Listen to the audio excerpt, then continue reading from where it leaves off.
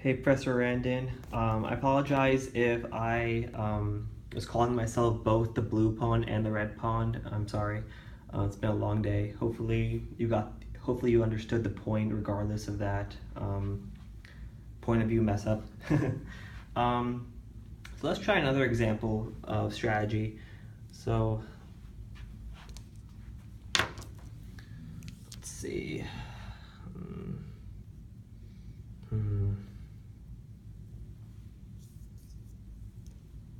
Okay.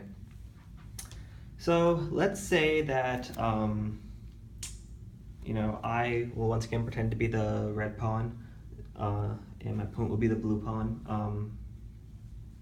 Sorry if I end up saying that I'm the blue pawn. Sorry.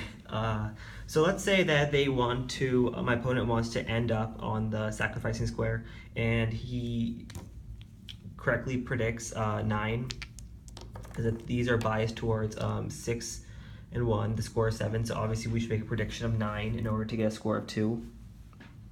I'm sorry, I apologize if my math was off in my last clip. So let's say the dice does land on these two and I get a score of 2, 1, 2, and obviously I can go 2 forward, 2 back. My opponent will go double that amount, either 4 forward or 4 backwards. So let's say my opponent has a strategy of just continuously trying to land on this square. So he decides to go 2 backwards, planning to hopefully land again on that square to go backwards. So he lands 2. He decides to go 2 backwards, which will cause my opponent to go backwards 4, which helps them. 1, 2, 3, 4. Let's see.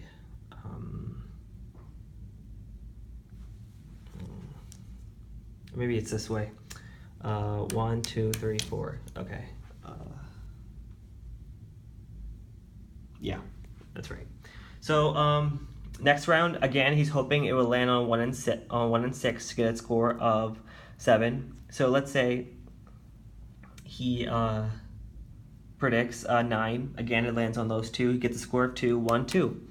So again, he decides to go 2 backwards. So his strategy is hopefully to stay in the same spot and not go forward. Obviously, this is helping his opponent because now his opponent gets to go back another 4 spaces. 1, 2, 3, 4. Next round, again, he decides to do the same thing. Predict 2, and it does land on 7. He predicts 9. Again, it lands on 7. Again, he decides to go 2 backwards. And this, again, will cause me to go 4 backwards. 1, 2, 3, 4. So even though his strategy has been effective, he's pretty much stayed in the same spot, and it's worked out his way by identifying the biased dice. And the biased dice have actually rolled on those 2. He has pretty much stayed stable. However, me, the red pawn, has been moving backwards, which benefits me, and I'm getting closer to him. So obviously the strategy is not effective, because if he continues to do this, eventually I will keep going backwards, and I will eventually go past him all the way near the bottom. So this is not an effective strategy, but it can keep you stable, but overall it will help your opponent. So overall, I hope you've enjoyed my extra mechanics added towards my board game, Rolling Trickery. And hopefully I've addressed some of the issues from the midterm, such as one player winning by a large margin. I think I've worked on that. I think I fixed that. Obviously, this is a unique way to interfere in each other's strategy, which I've addressed.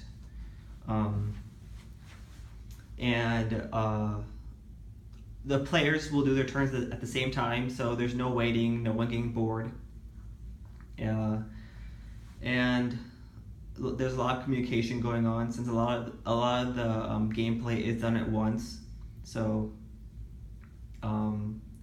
hopefully I've addressed all your criteria for the chapter you posted on page 112, I believe, on the textbook, and you told us to look at that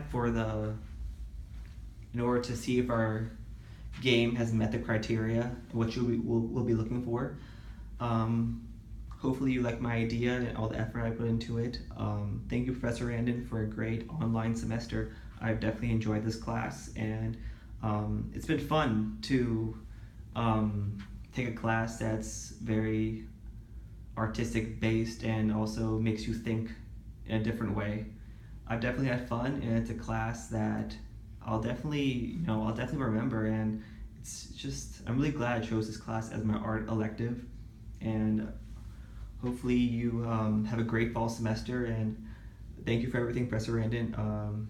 Take care.